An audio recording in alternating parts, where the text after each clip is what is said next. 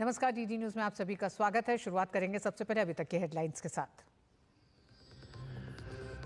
राज्यसभा नेता सदन जेपी नड्डा ने विपक्ष के रवैये को बताया हास्यास्पद और दुर्भाग्यपूर्ण। लोकसभा में भी निशिकांत दुबे ने लगातार बोलने में अवरोध के बाद भ्रष्टाचार को लेकर नेता प्रतिपक्ष से पूछे 10 सवाल।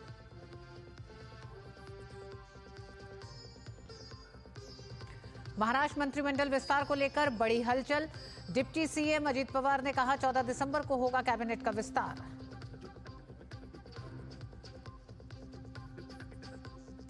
सुप्रीम कोर्ट में प्लेसेस ऑफ वर्शिप एक्ट पर सुनवाई। 1991 के अधिनियम की वैधता को दी गई है चुनौती।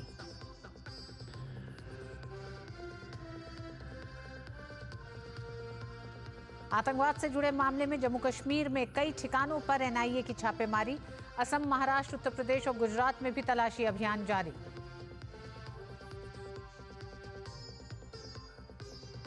और विश्व शतरंज चैंपियनशिप का 14वां और फाइनल राउंड। भारत के डी गुकेश और चीन के डिंग लेरेन आमने सामने। गुकेश के पास सबसे युवा चैंपियन बनने का मौका।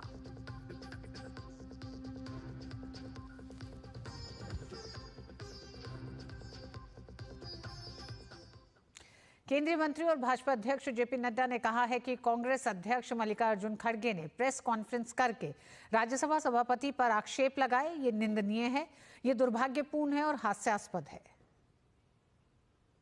विपक्ष के नेता श्री मल्लिकार्जुन खड़गे जी, उन्होंने प्रेस कॉन्फ्रेंस करके चेयरमैन के ऊपर आक्षेप लगाए थे। खड़गे जी जो इतने सीनियर लीडर हैं, उनको इतनी इल्म होना चाहिए, इतनी जानकारी होनी चाहिए कि the ruling of the chairman is final and the ruling of the chairman is unquestionable. और वह भी हाउस के अंदर नहीं, हाउस के बाहर इस तरीके का आरोप लगाना यह बहुत ही निंदा योग्य है। इसकी जितनी निंदा की जाए वो कम है। इसकी भर्त्सना करनी चाहिए। सुरोस मुद्दे को लेकर भाजपा लगातार कांग्रेस पर हमलावर है। राज्यसभा में सदन के नेता जेपी नड्डा ने आज फिर कांग्रेस से पूछा कि सोनिया गांधी और जॉर्ज सोरोस के बीच में क्या संबंध है।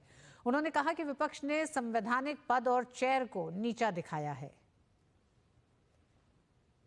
देश जानना चाहता है कि इस हाउस की वरिष्ठतम नेता कांग्रेस पार्टी की, उनका क्या संबंध है, सोनिया जी का क्या संबंध है सोरोस से, जो सोरोस इस देश को डिस्टेबलाइज करने के लिए बिलियंस ऑफ डॉलर्स डोनेशन के रूप में देता है और उसकी आवाज कठपुतली बन करके यहां कांग्रेस पार्टी उठाती है और देश को डिस्टेबलाइज करती है। ऐसी स्थिति में यह भर्त्सना करने के योग्य है। इसकी जितनी भी भर्त्सना की जाए वो कम है। और जो देश को भटकाने का प्रयास है, देश माफ नहीं करेगा सभापति जी। और इस तरीके से संवैधानिक पदों को की गरिमा को ठेस पहुंचाने का जो प्रयास है, उसकी भारतीय जनता पार्टी और ये हाउस इसकी निंदा करती है। केंद्रीय मंत्री गिरिराज सिंह ने आज सोनिया गांधी और जॉर्ज सोरोस को लेकर आरोप लगाया कि कांग्रेस जवाब दे कि उनका आपस में क्या संबंध है। संसद भवन परिसर में केंद्रीय मंत्री ने दोनों की तस्वीरें भी दिखाई।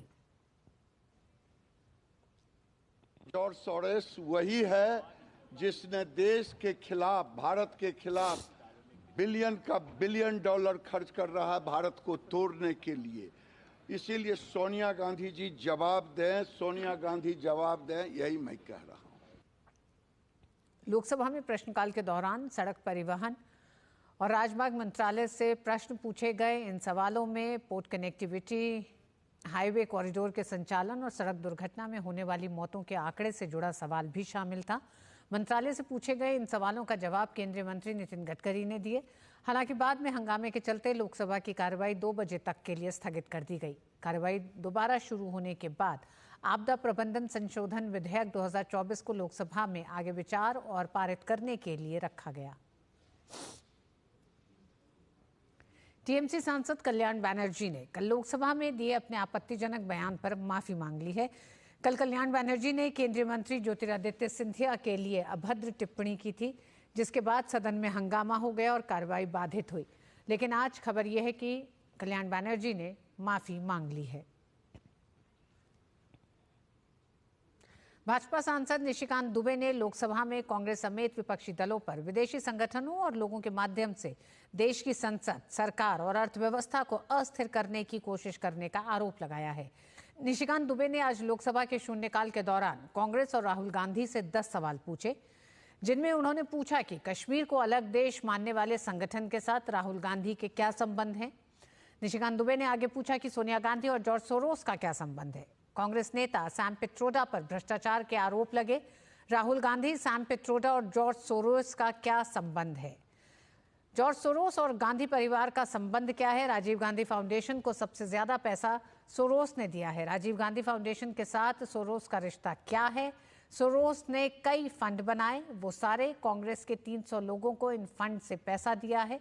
भारत जोड़ो यात्रा में कांग्रेस ने कितना पैसा खर्च किया और जॉर्ज सोरोस फाउंडेशन ने उसमें कितना पैसा दिया?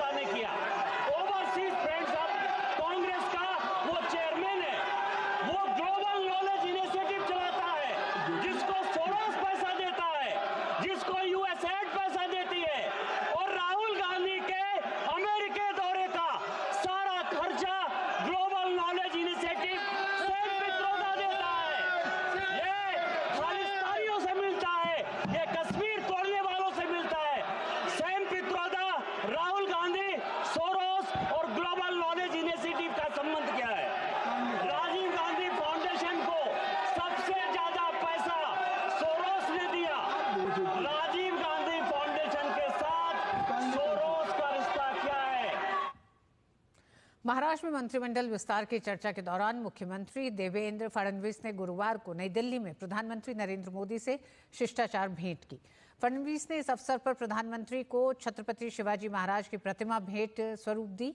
महाराष्ट्र का मुख्यमंत्री बनने के बाद देवेंद्र फडणवीस की यह पहली नई दिल्ली की यात्रा है। इससे पहले बुधवार को उन्होंने राष्ट्रपति द्रौपदी मुर्मू और उपराष्ट्रपति जगदीप धनखड़ से मुलाकात की थी। सीएम देवेंद्र फडणवीस ने कहा कि कैबिनेट विस्तार का फॉर्मूला पहले से ही तय है और जल्द ही इसके बारे में पता चल जाएगा। उन्होंने कहा कि हमारी पार्टी में संसदीय बोर्ड और हमारे वरिष्ठ नेतृत्व द्वारा निर्णय लिए जाते हैं। जहां तक भाजपा कोटे से मंत्री बनाने की बात है, हम इस पर फैसला लेंगे। इसी तरह एनसीपी और शिवसेना अपने स्तर पर अपने मंत्रियों के नाम तय करेंगे। इससे पहले दिल्ली पहुंचे महाराष्ट्र के उप मुख्यमंत्री और एनसीपी प्रमुख अजीत पवार ने 14 दिसंबर को राज्य में मंत्रिमंडल विस्तार की बात कही।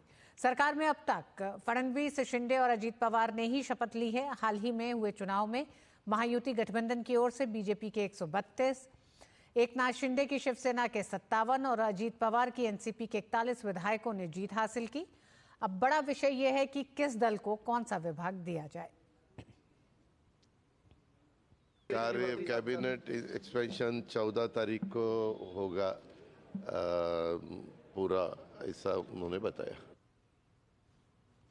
सुप्रीम कोर्ट में आज उपासना स्थल अधिनियम 1991 की वैधता को चुनौती देने वाली याचिकाओं पर सुनवाई होगी। एक याचिका में इस कानून की धारा 2, 3 और 4 को रद्द किए जाने का अनुरोध किया गया है। याचिका में दिए गए तर्कों में से एक तर्क ये है कि ये प्रावधान किसी व्यक्ति या धार्मिक समूह के पूजा स्थल पर पुनः दावा करने के न्यायिक समाधान के अधिकार को छीन लेता है।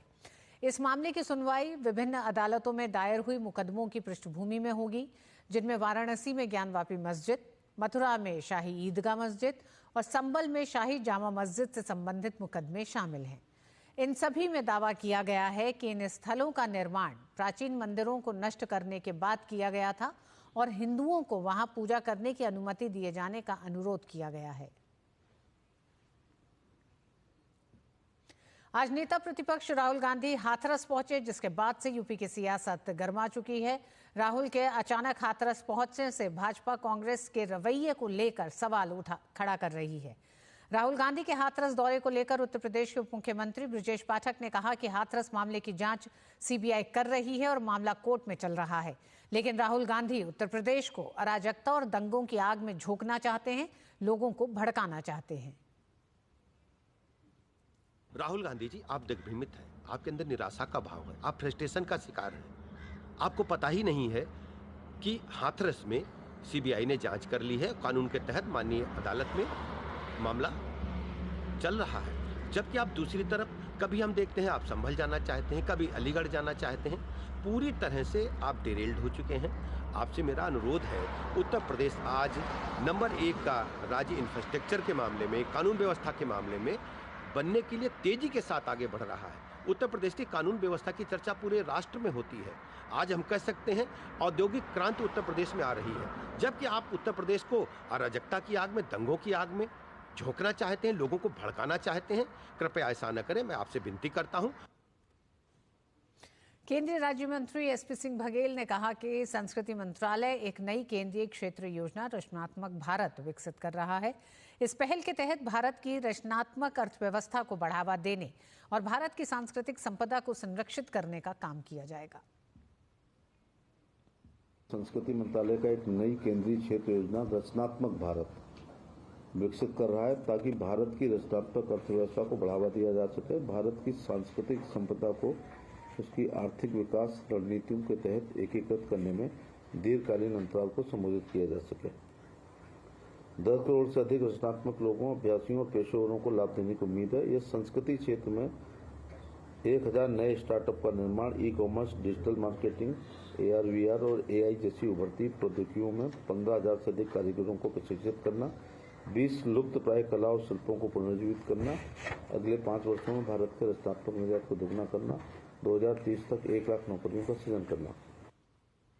एसपी सिंह बघेल ने महाकुंभ 2025 पर बात करते हुए कहा कि सरकार के संस्कृति मंत्रालय का लक्ष्य देश की समृद्धि, आध्यात्मिक और सांस्कृतिक विरासत को प्रदर्शित करने के लिए एक सांस्कृतिक गांव की स्थापना और संचालन करना है।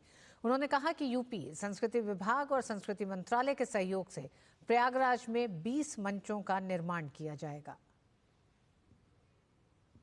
उत्तर प्रदेश सरकार ने पिछला भी अर्धकुंभ को बहुत सफलतापूर्वक किया था और 13 जनवरी से 26 फरवरी 2025 तक प्रयागराज में महाकुंभ का आयोजन कर रही है। भारत सरकार का संस्कृति मंत्रालय देश की समृद्ध आध्यात्मिक सांस्कृतिक विरासत को प्रदर्शित करने के लिए एक सांस्कृतिक गांव कलाग्राम स्थापित करने और चलाने का लक्ष्य रखता है। प्रयागराज के नाग वासुकी में इस उद्देश्य के लिए संस्कृति मंत्रालय को 10 एकड़ क्षेत्र आवंटित किया है। मेले प्राधिकरण द्वारा 10,000 दर्शकों की क्षमता वाला गंगा पंडाल स्थापित किया जाएगा। यहाँ सेलिब्रिटी प्रदर्शन आयोजित किए जाएंगे। शहर भर में 20 मंचों का निर्माण किया जाएगा। यूपी संस्कृति विभाग और संस्कृति मंत्रालय के बीच वितरित किए जाएंगे। अगले साल फरवरी में प्रयागराज में महाकुंभ शुरू होने वाला है। इसकी जानकारी देते हुए केंद्रीय संस्कृति एवं पर्यटन मंत्री गजेंद्र सिंह शेखावत ने कहा, सरकार ने महाकुंभ की तैयारियां पूरी कर ली हैं। कुंभ में देश के प्रसिद्ध कलाकार अपने अपने कार्यक्रम की प्रस्तुति भी देंगे। कार्यक्रमों के माध्यम से देश की संस्कृति की झलक प्रयागराज में देखने को मिलेगी। पूरे कुंभ के पेला परिक्षेत्र में लगभग 10 से ज्यादा ऐसी जगह चिन्हित करके और संस्कृति मंत्रालय को देने का ऐसा निर्णय किया है, जहां हम भारत की सांस्कृतिक वैभव को दिखाने के लिए दिन भर कुछ न कुछ प्रोग्राम अलग अलग तरह से बदल करके पूरे कुंभ में इस तरह के डिपिक्ट कर सके। आने वाले समय में कुंभ जो है उसमें भारत के ऐसे ख्यातनाम सारे कलाकार विभिन्न विधाओं के, जिसमें SNA अवार्डीज भी हैं, पद्मा अवार्डीज भी हैं, जिसमें NSD के प्रोडक्शंस भी हैं, हमारी जो जोनल कल्चरल सेंटर्स हैं उनके ऐसे अवार्डेड कलाकार जो हैं वहां रह करके 15 दिन तक अपनी विधाओं का प्रदर्शन वहां करने वाले हैं। साथ ही केंद्रीय संस्कृति एवं पर्यटन मंत्री ने कहा कि पीएम मोदी के नेतृत्व में उनके व्यक्तिगत प्रयासों के चलते अब तक 345 ऐसे धरोहर हैं जो भारत में वापस लौट चुके हैं। संविधान में जो भारत की सांस्कृतिक वैभव को दिखाने के लिए जो कलाकृतियों को उकेरा गया था मूल प्रति में, उसको लेकर के एक पुस्तक भी हमने अभी रिलीज की है। उसको लेकर के भी आने वाले समय में हम कुछ कार्यक्रम जो है इस दिशा में आयोजित करने वाले हैं।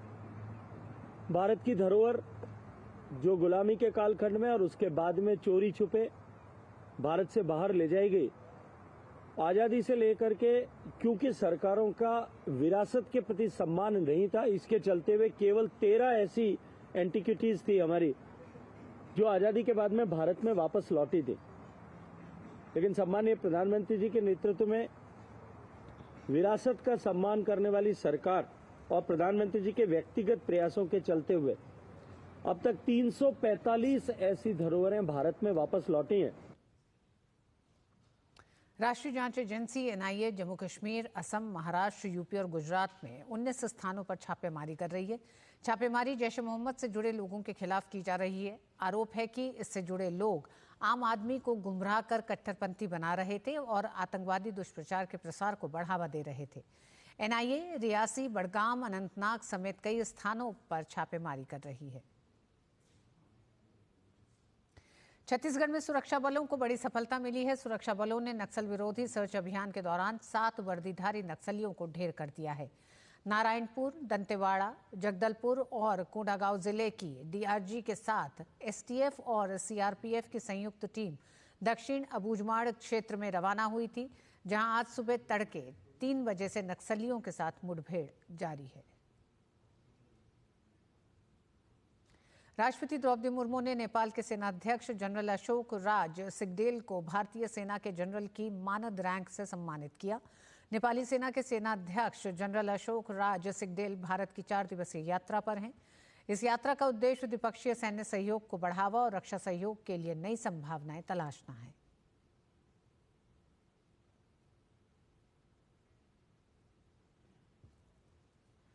पुर्तगाल के विदेश मंत्री पाउलो रंगेल भारत की 4 दिवसीय यात्रा पर आज दिल्ली पहुंचे। भारत और पुर्तगाल के बीच उच्च स्तरीय आदान प्रदान और सहयोगात्मक पहल के माध्यम से प्रगाढ़ हो रहे द्विपक्षीय संबंधों में उनकी ये यात्रा एक अहम कदम है।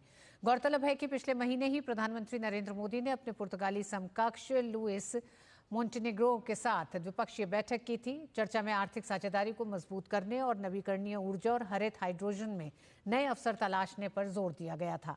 पिछले कुछ वर्षों में पारस्परिक यात्राओं के साथ 2 देशों के बीच द्विपक्षीय संबंध गहरे हुए हैं। केंद्र की मोदी सरकार ने विदेश में फंसे अपने नागरिकों की सुरक्षित घर वापसी के अभियान को सफलतापूर्वक पूरा करने में लगी है।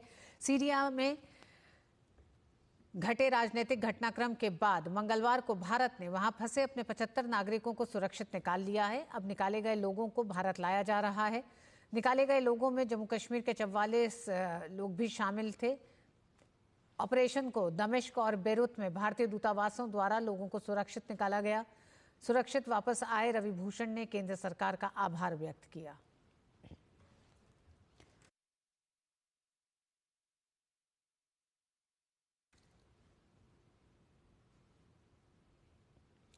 और आइए आपको बताते हैं कि कब कब मोदी सरकार ने विदेशों में संकट में फंसे अपने नागरिकों को सुरक्षित स्वदेश वापसी कराई है।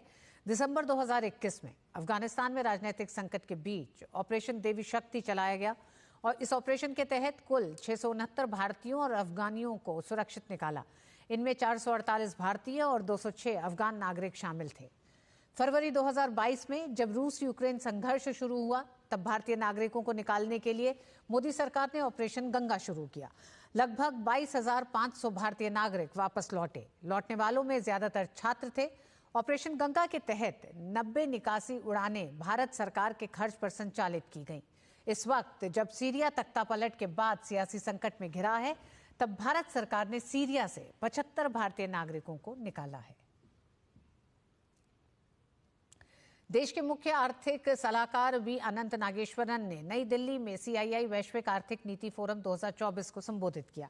इस दौरान उन्होंने देश की अर्थव्यवस्था की मजबूती और उसके सामने मौजूदा चुनौतियों पर विस्तार से बात की। नागेश्वरन ने कहा कि कोविड के बाद मोदी सरकार की नीतियों के कारण देश की GDP के सापेक्ष में पूंजी प्रवाह में बढ़ोतरी हुई है।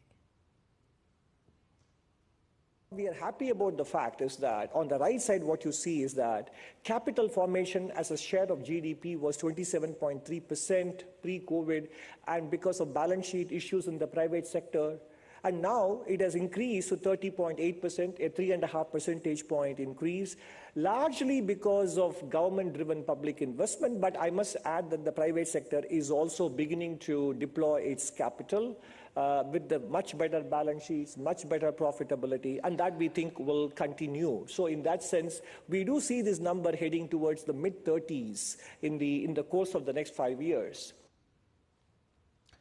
और बात खेल के सिंगापुर में चल रहे विश्व शतरंज चैंपियनशिप 2024 के 14वें राउंड में भारत के डी गुकेश और चीन के डिंग लेरेन के बीच आज मुकाबला हो रहा है। अब तक खेले गए 13वें दौर के मैच के बाद दोनों खिलाड़ी 6.5 लेकर बराबरी पर हैं। ऐसे में आज के फाइनल मैच में जीत के साथ गुकेश के पास सबसे युवा विश्व चैंपियन बनने का मौका है। इससे पहले बुधवार को खेला गया 13वें राउंड का मुकाबला बराबरी पर समाप्त हुआ। अब इस चैंपियनशिप में केवल एक और गेम शेष है। यदि चैंपियनशिप 14 राउंड के बाद टाई हो जाती है तो विजेता का फैसला टाई ब्रेकर के जरिए होगा। दोनों के बीच 13वीं बाजी 68 चालों के बाद ड्रॉ पर समाप्त हुई। लेरेन ने पहली बाजी जीती थी, जबकि 18 वर्षीय गुकेश ने तीसरी बाजी अपने नाम कर बराबरी हासिल की थी। इसके बाद दोनों ग्रैंड मास्टर्स ने लगातार 7 ड्रॉ खेले। फिर गुकेश ने 11वें मुकाबले में जीत से 6-5 की बढ़त ले ली थी, लेकिन लेरेन ने 12वें मैच में भारतीय खिलाड़ी को हराकर बराबरी हासिल कर ली। 13वें दौर में डिंग लेरेन ने गुकेश को बराबरी पर रोका।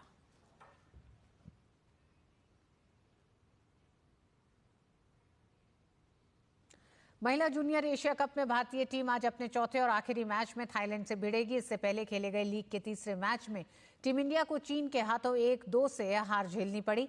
भारत की ओर से एकमात्र गोल दीपिका ने 56वें मिनट में किया। टूर्नामेंट में चीन 9 अंकों के साथ पूल ए में शीर्ष पर है, जबकि भारत 6 अंकों के साथ मलेशिया के समान दूसरे स्थान पर।